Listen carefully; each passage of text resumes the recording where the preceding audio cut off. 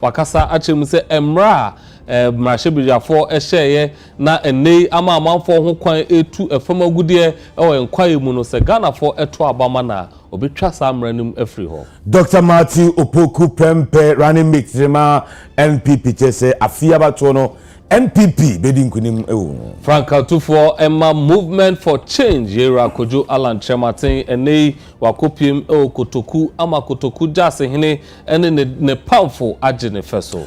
Ozafo we kan sama hodo esin kunya ede ba be somo nkomodi eka ho ebi ya kenkanfo ya me David ofori safo meneminya Kwame Owusu Ediomi. Ozafo yebo ewra ensemu ana yekọ mrahye bidwemu mrahye bidwafo be se enan bi afiabato ebaso no wo mo ejina mo ewo amanyuko fufuro edin emu na eno ena edom kuma no eche se ebe bansade a ene omakumnya no yenye emfiri wo mo ensemo eno ena ne Speaker of Parliament eda tudwa che se ehumwa ene de echiri eno de babonte. The NPP Member of Parliament for Fobina Den had vacated his seat by his decision and conduct and hence ceased to be a sitting member of Parliament. Mr. Speaker, this ruling was not contested and has still not been contested and remain good and valid as a rule of this House. Right Honorable Speaker, we therefore call on you to enforce the existing ruling of this House based on Article 97(1)(g) and (h). That decision, Mr. Speaker, applies to all 4 ex-members of Parliament, namely Honorable Peter Kwachiaka, Honorable Andrew Amoako Esiama, Honorable Cynthia Mamle Morrison, and Honorable Kojo Asante. Mr. Speaker, on the basis of this fact, these persons, namely Honorable Peter Kwachiaka, Andrew Amoako Esiama, Honorable Cynthia Mamle Morrison, and Honorable Kojo Asante, are deemed to have vacated their seats accordingly. Right Honorable Speaker, this means that currently we do not have an independent member of Parliament. The MPP have only 135 members of Parliament, having seen 2 of their members contested as an independent candidate, and the NDC has 136 members of Parliament. The Speaker, having lost 1 member. Therefore, the MPP group, Mr. Speaker, cannot continue to hold themselves as the majority caucus of this House. Mr. Speaker, his argument is a political party wrote that its member has vacated his seat, and on the basis of that, an action was taken. That set of facts are completely different from what he's trying to force on us.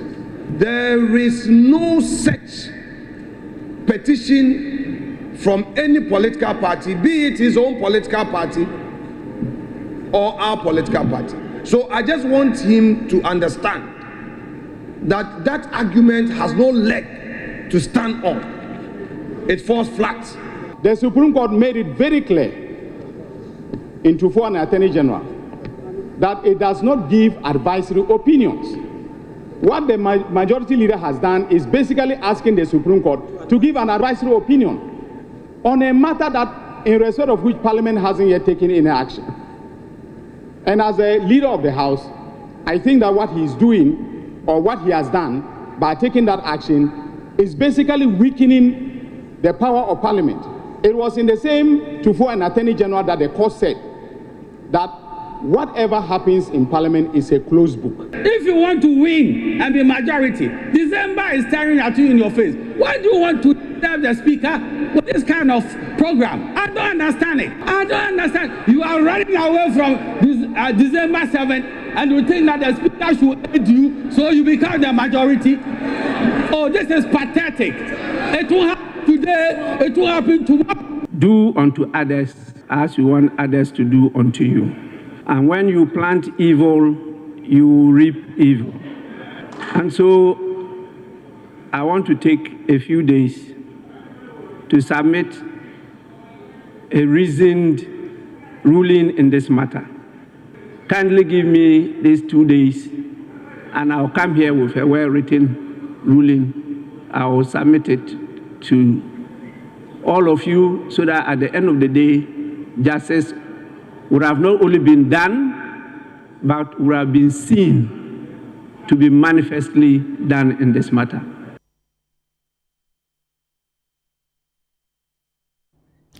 Ghana man penny that His Excellency John Dramani Mahama Sabri onokra na ejina mu se Franka Tufo ama NDC amanyoko no na papa egu entoabom ama nei wakopim ewa tifido mantem akohia na nanom atankonwa ewo ho na wakasa akire mu se emra mrahebedwafo ehye ya eno aka ho bi ama enipa bi enei ye nkwaye omugumu etu efomagudie no oba obehwe na sa emra LI 2642 no wahwe ama ye free ho.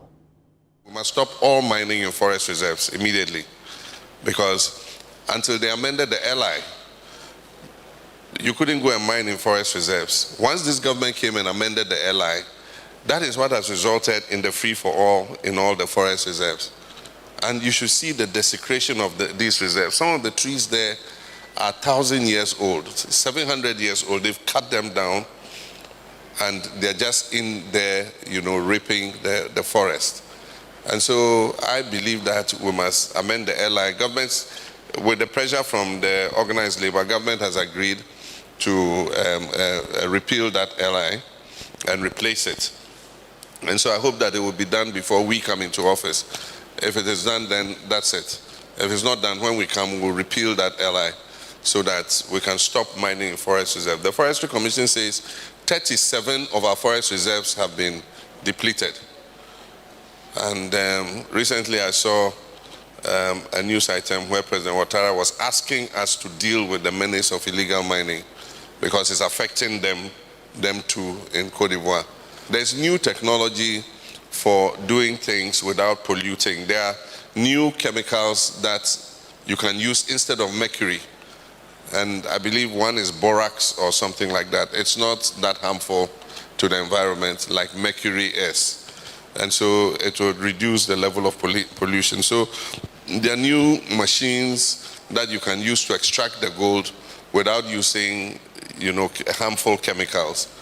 Some are centrifugal. They are able to turn the ore in a way that it makes the gold settle down to the bottom of it, and then you can pick the gold out of it. So introduce new technology to the small-scale mining community. Small-scale mining is not illegal. It is recognized by the law and the regulations. But what I've said is, everywhere Galamsey is taking place, the concession has an owner. And so the first thing we'll do is to audit all the concessions. Who has what? We want to know who owns which concession. And when we know who owns the concession, you'll be held responsible for what happens on your concession. If you own the concession and you allow Galamsey and illegal mining practices on your concession, we'll take the concession back from you. Why this government cannot act on illegal mining and Galamsey is because a lot of their appointees are involved. Their district chief executives, their party executives, their ministers are involved in illegal mining. And that's why they found it very difficult to deal with the issue of illegal mining. I made a statement that none of my appointees should be involved in mining. If you are reported to be involved in mining, you leave office and you go and be a miner. You can't be a minister or a political appointee and be a miner at the same time. So you have to make a choice.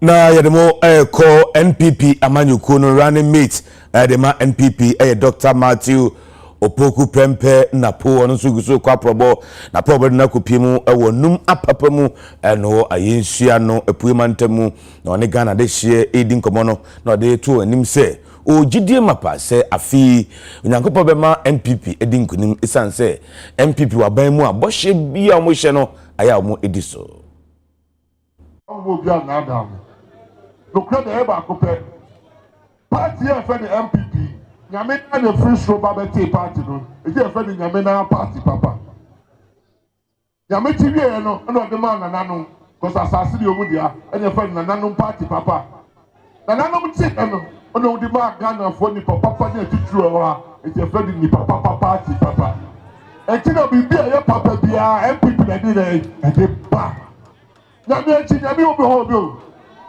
Nyame echi nyame bi o bio. Nyame so ye ba akopɛ. Nyame ye ba akopɛ. Obati party no and on my shenso dear. Your shenso the other day, Osono. Osono echi aboa bi o bio. Osono echi aboa bi o bio. Eti ni papa party no. Osono na da ho. Bo say akɔto aba no. Ye number 1 beboa. Nyame aka ye ho. Eti ye kwade akɔto aba. The Dr. Mahmoud ba obi agina no. Eho your speech and eho na ne man dey. Dr. Mahmoud ba obi anie, I dey nie, ba obi anie. Ba obi anie. Sa honorable Ayipe koye. Someone who difference and ameboa. Someone who difference. Good. To this time, Mama Kuriye Emra. Na yentimi enya honorable Aida. Don't go see honorable Ayipe nai. Ometua adwumapa. Honorable Ayipe eye no so. Ache ewo Dr. Mahmoud Bawumiamu. Dr. Napomu. The ajane sa inu mienu na yedi omen yambo. Mi jina ha na mesre na nanom. Ani ayesu no titu ne enuma papa. Mesre mo pa se 4 years a etwamu no. Enuma papa mo ha no mo mabunu ne fa. Ekokodi independent candidate echi. Ne senti no emaya de pa bi afre yen. Ne senti no emaya then parliamentary candidate elusu ya na eni kwansen ka olusu. Enti na na madaroma mi gina ha. Mi yusu sa kwanya we say di asremo. Onya manyo sem de na so mutufo. Muntu emabuno no titru enuma papa mu to efo mayen. Say yesro mo. Yekotojogu form. Omomra fie. Omomra meka MPP abusuakuo ho. Na yenkokuden. Yenka Dr. Alhaji Mahamudu Bawumia ho. Na yen breaking 8. Na yenfa Aida Ajua Esiedu enko represent say yemra Shebejani. Ewia si nyina. Economics bi abaka kire wo say. Say economic crisis. Aba wia se ba bia. Ade a esofo first aye energy crisis. So onan bia no who economy in your hawa. Ni obewu ni say kanea no bebu nani pre na just say economy no hawa be. Russia and Ukraine war yi ado how ba wi ase nyina. Ebika Ghana. Yes ka Zambia basa. Enso ana papa yinti na ya kanea be jina so shrine. Cover by Emma Movement for Change on Asabre Ojina Se Franka 24 ama sa ekui Yera Alan Kojo Chematin on also Eden and Toabo Akopim or Achim Kotoku ho eno akoshia nananom atankunya na ode ne Great Transformational Plan GTP no akoto omanim se Ghana for ye na dom no moto abama na ekwan ode Ghana befa so se de obesi ebu oman one nananom akodi ho enkomo Yama hu krasing say Mpuntu na aka echire papa Mpuntu aka echire etisa ne krasi for sabe omum kan Ghana ho ensuo ni ho omum si okra omum de ebe num na omum ko afuom omum de be ye omum no bai ni nyina galamse asem omum school dan wobuo chese mpuntu aka echire akasa na ne edu chem kra ni omum akwan akwan ni nyina eye basa unjin say 67 years after independence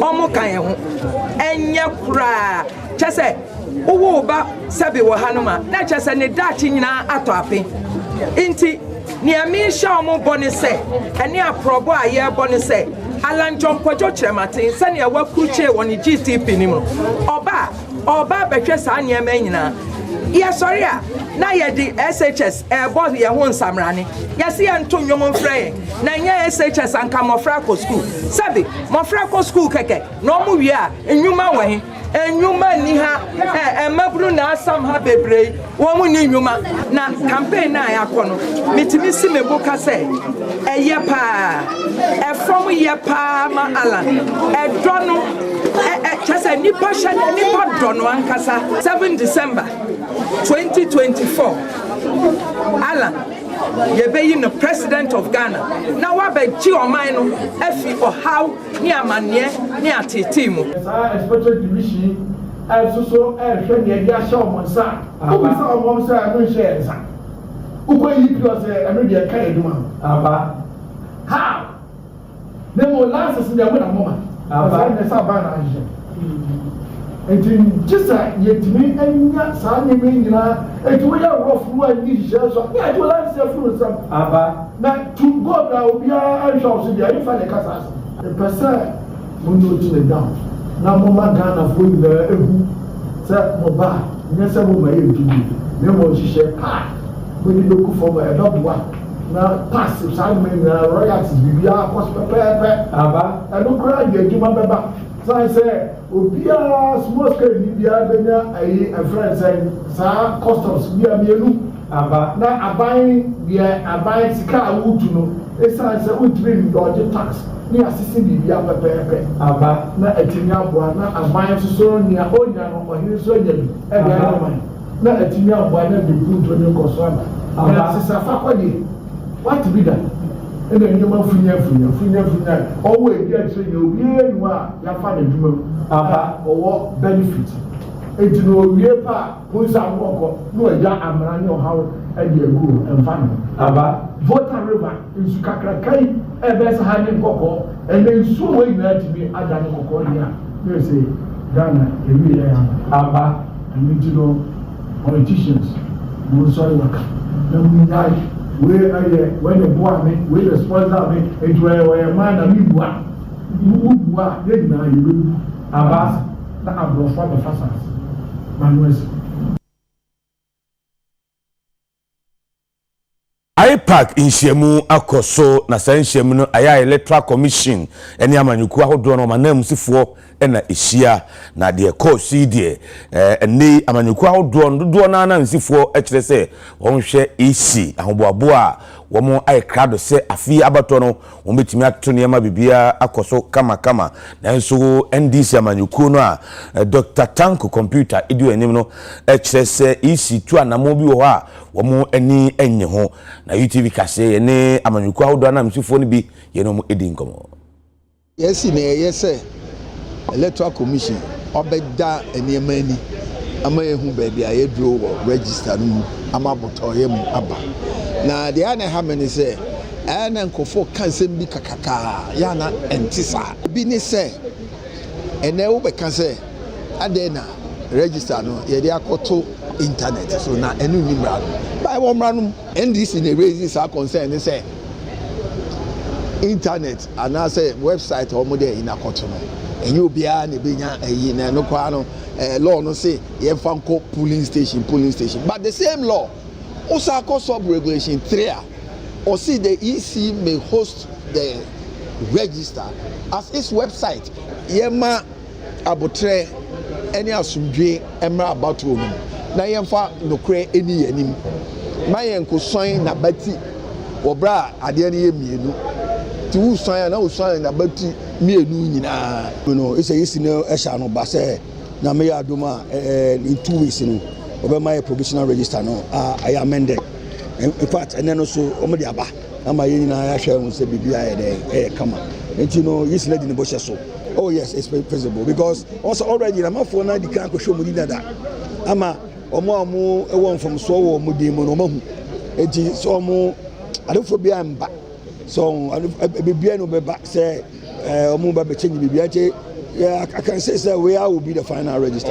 Na ya ka kire wo mo say enhyehyɛ na omo yeso omo political parties nko abedi nkuta ho asɛm ɛfa yɛ nyinaa ho ɛfa abato ho ansa na akyire wo mo ne ankura na independent abedi nkuta ho ne de ɛyɛ mfomso afei de wo ma gye ato sɛ wo be create platform ɛde ama presidential candidates ne nyinaa anti information be kwa na yɛ nyinaa yɛ nsa aka ne preko because yɛ how ne sɛ more information na ma political parties e be 2 days 3 days say yɛn ante anko bisa anko di akira na kyerɛ sɛ mo no ma yɛ madwen sɛ aba no yɛ ka ho nso yɛn ka ho enso me kama Ghana fo nyinaa ate ase sɛ aba na yɛ kɔto no empanyimfo edi anim pa yɛ pɛ president Alanche Martini nipa or you qualify chen bia. And the Electoral Commission for omunya omadwen say enya political parties for nko na Ghana for ehwe kwan so ombenya leader afrim. That if you look at the ideologies NDC and PNC, we all believe in Nkrumah ideology. You know it. That we all believe in Nkrumah ideology, I believe that if we believe in Nkrumah ideology in one of the political parties, and we have a relationship dated back, okay, from Limam to Dr. Mahama to Hassan Ayerga to Bernard now Apasra. So PNC should have a relationship with the Nkrumah to identify ourselves with the Nkrumah ideology. But it was unfortunate that rather the new patriotic party that reached out to us, and I even said that with me and my party leadership, we were even thinking that it is the MPP that even pushed EC to disqualify us. But they were people the first call to sympathize with us. Nana Ohininto Penya Oditintimai movement for change na ne papai akasa ache Electoral Commission say kwaya Electoral Commission e de omo faso ewo IPAC no enya de say omo ebojo sokra isan say IPAC ho na ye kofa adwen a efa about yebeto afi ho no na amanyoko a omo gina content kro no say Electoral Commission no ahwe omo afrimu a enya de say ebeboa afi abato. Yeba Electoral Commission, ebra yeba beyi positions on the ballot paper no. Omo ye nhyehyɛ sɛ political party, omo frɛ ye gyina boom na nye IPAC. Omo frɛ political parties any independent candidates na boom na ye bɛyɛ saa selection. Na assembly saa da no. Omo asɛm ne sɛ omo hyehyɛ ne sɛ political parties na eyi on positions ni wi a ansa na independent aba. Enu ye kaseti a ye sɛ omo yɛ saa na kyerɛ sɛ omo treat independent sɛ omo no omo yɛ second class citizens. Now, political party, and not say you have a special privilege with the Electoral Commission, even if say we contest the election. And no, you can say Yamra. You know, Moka, almost say administrative procedure, and Yakano, Omobeshe, na Oma Sakra Niema. Yasha Sakrabia, yet is all my announcement, the press statement, ambassador, and then Omo ye IPAC. IPAC, no, I didn't even home command. A battle crata no register, no, ye be home command. Yes, na battle crata there. Say, enye electoral political parties in Kwa and the eba ababe to abbey. It is hard, Yansu Yababa, say Apaku, say Yapaku, Yababa. Yaba, no. Initially, Omcas on me and translate, say, but trust. Okay, you trust dear, Yami and Casa. And I say, Yami and Casa say, Omoche, near Tanasi. Ye we and you who say, Sam, Omode. Register no provisional register no at the political parties and I'm sorry saying here me so me be ka almost there be I feel the commissioner no chairman and case also ye the political parties any independent for independent me nko na me buy lanchamatin ko ni pa na buy enti yanso ye buy no me ka say by force na ye o abojosem enso ye wo ha no yanso ye say register no de say ani tua yi de yanso ye je copy enti wo me de copy no hard drive no wo me de amaye e me assign na ya ka kire wo mo se enhyehyɛ na wo ma yeso wo mo political parties nko abedi nkuta ho asɛm wo fa ye nyina ho fa abato ho ansa na kire wo mo ne ankura na independent abedi nkuta ho ne de ɛyɛ mfomso afei de wo ma gye ato se wo be create platform de ama presidential candidates ne nyina anti information be kwa na ye nyina ye sa aka ne preko because ye how ne say more information na ma political parties e be 2 days 3 days say ye anti anko bisa anko di akira na kire say mo no ma ye madwen say aba no ye ka ho so ye nka ho enso me kama Ghana fo nyina ate ase say aba na ye koto no empanyimfo edi anim pa ye pe president Alanche Martini nipa or ye qualified chen bia enti Electoral Commission for omunya madwen say enya political parties for nko na Ghana for ehwe kwan so ombenya leader afirim ombenya leader afiri independent Alanche Martin emu